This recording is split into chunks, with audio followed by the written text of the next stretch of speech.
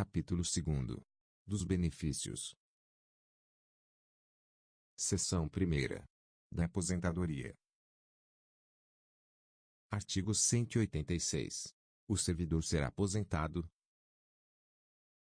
Inciso 1º.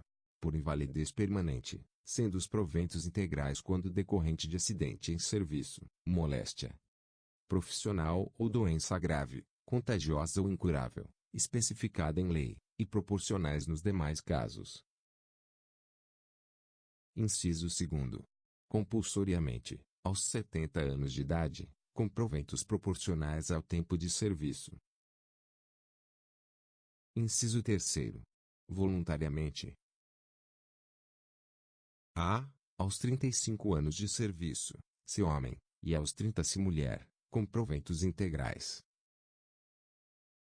B. Aos 30 anos de efetivo exercício em funções de magistério se professor, e 25 se professora, com proventos integrais.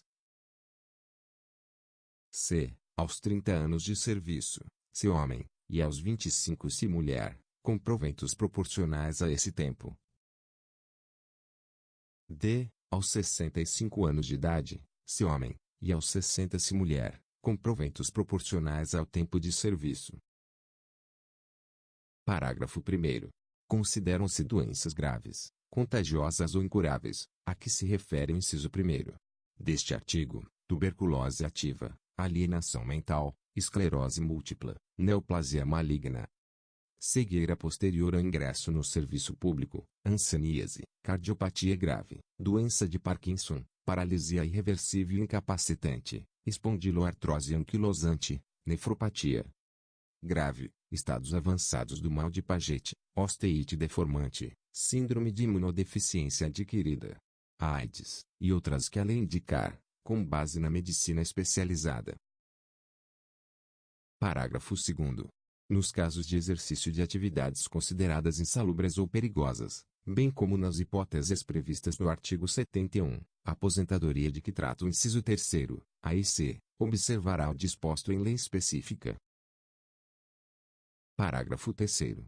Na hipótese do inciso 1º, o servidor será submetido à junta médica oficial, que atestará a invalidez quando caracterizada a incapacidade para o desempenho das atribuições do cargo ou a impossibilidade de se aplicar o disposto no artigo 24.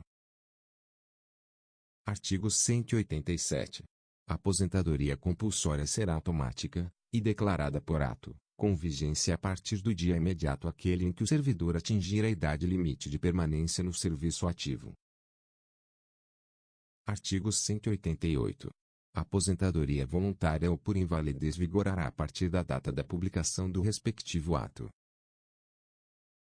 Parágrafo 1º. A aposentadoria por invalidez será precedida de licença para tratamento de saúde, por período não excedente a 24 meses. Parágrafo 2º. Expirado o período de licença e não estando em condições de reassumir o cargo ou de ser readaptado, o servidor será aposentado. Parágrafo 3º. O lapso de tempo compreendido entre o término da licença e a publicação do ato da aposentadoria será considerado como de prorrogação da licença. Parágrafo 4º. Para os fins do disposto no parágrafo 1º deste artigo, serão consideradas apenas as licenças motivadas pela enfermidade ensejadora da invalidez ou doenças correlacionadas.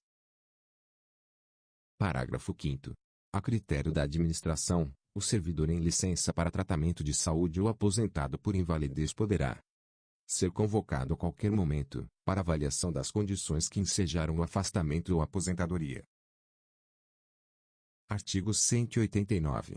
O provento da aposentadoria será calculado com observância do disposto no parágrafo 3º do artigo 41, e revisto na mesma data e proporção, sempre que se modificar a remuneração dos servidores em atividade.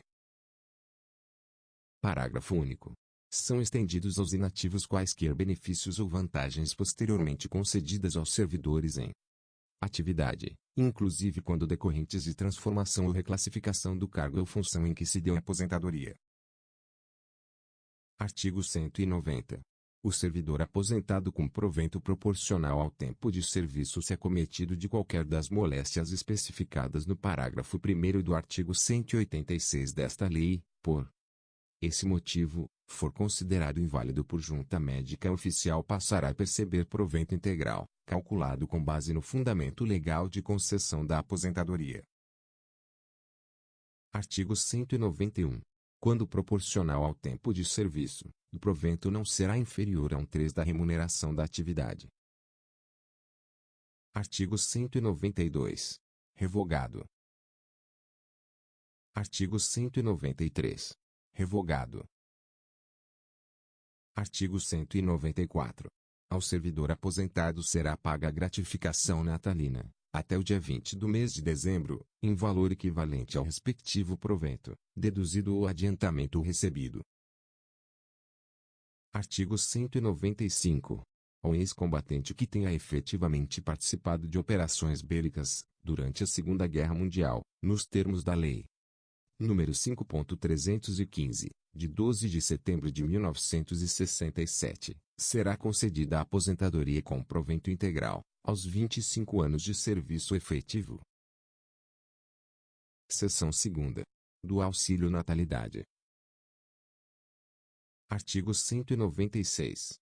O auxílio natalidade é devido à servidora por motivo de nascimento de filho, em quantia equivalente ao menor vencimento do serviço público, inclusive no caso de natimorto.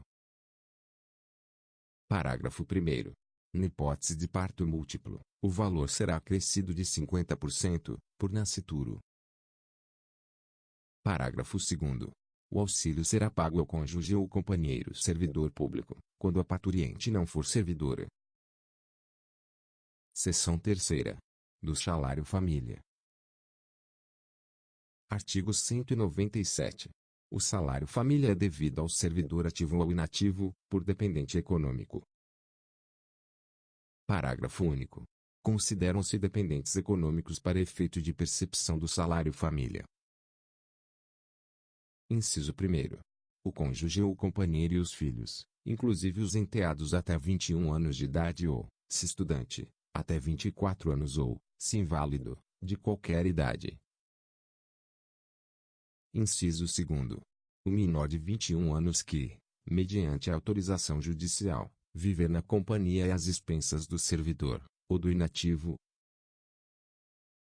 Inciso 3º. A mãe e o pai sem economia própria. Artigo 198. Não se configura a dependência econômica quando o beneficiário do salário família perceber rendimento do trabalho ou de qualquer outra fonte, inclusive pensão ou provento da aposentadoria, em valor igual ou superior ao salário mínimo. Artigo 199. Quando o pai e mãe forem servidores públicos e viverem em comum, o salário família será pago a um deles. Quando separados, será pago a um e outro, de acordo com a Parágrafo único. Ao pai e à mãe equiparam-se o padrasto, a madrasta e, na falta destes, os representantes legais dos incapazes. Artigo 200. O salário família não está sujeito a qualquer tributo, nem servirá de base para qualquer contribuição, inclusive para a Previdência Social. Artigo 201. O afastamento do cargo efetivo, sem remuneração, não acarreta a suspensão do pagamento do salário família. Seção 4ª.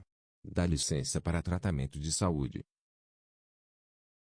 Artigo 202. Será concedida ao servidor licença para tratamento de saúde, a pedido ou de ofício, com base em perícia médica, sem prejuízo da remuneração a que fizer jus. Artigo 203. A licença de que trata o artigo 202 desta lei será concedida com base em perícia oficial. Parágrafo 1º. Sempre que necessário, a inspeção médica será realizada na residência do servidor ou no estabelecimento hospitalar onde se encontrar internado. Parágrafo 2º. Inexistindo o médico no órgão ou entidade no local onde se encontra ou tem o exercício em caráter permanente o servidor, e não se configurando as hipóteses previstas nos parágrafos do artigo 230, será aceito o atestado passado por médico particular. Parágrafo 3º. No caso do parágrafo 2º deste artigo, o atestado somente produzirá efeitos depois de recepcionado pela unidade de recursos humanos do órgão ou entidade. Parágrafo 4º. A licença que exceder o prazo de 120 dias no período de 12 meses a contar do primeiro dia de afastamento será concedida mediante avaliação por junta médica oficial. Parágrafo 5º. A perícia oficial para concessão da licença de que trata o caput deste artigo, bem como nos demais casos de perícia oficial previstos nesta lei, será efetuada por cirurgiões dentistas, nas hipóteses em que abranger o campo de atuação da odontologia. Artigo 204. A licença para tratamento de saúde inferior a 15 dias, dentro de um ano, poderá ser dispensada de perícia oficial, na forma definida em regulamento. Artigo 205. O atestado e o laudo da junta médica não se referirão ao nome ou natureza da doença, salvo quando se tratar de lesões produzidas por acidente em serviço, doença profissional ou qualquer das doenças especificadas no artigo 186, parágrafo 1º. Artigo 206.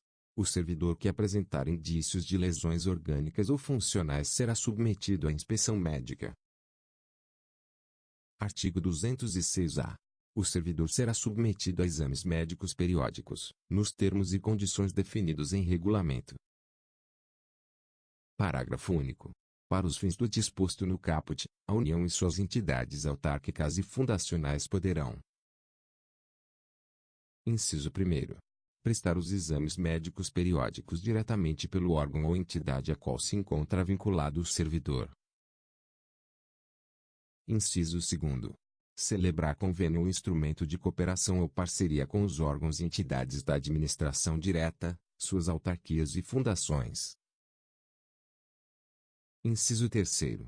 Celebrar convênios com operadoras de plano de assistência à saúde, organizadas na modalidade de autogestão, que possuam autorização de funcionamento do órgão regulador, na forma do artigo 230, ou. Inciso 4º. Prestar os exames médicos periódicos mediante contrato administrativo, observado o disposto na Lei nº 8.666, de 21 de junho de 1993, e demais normas pertinentes.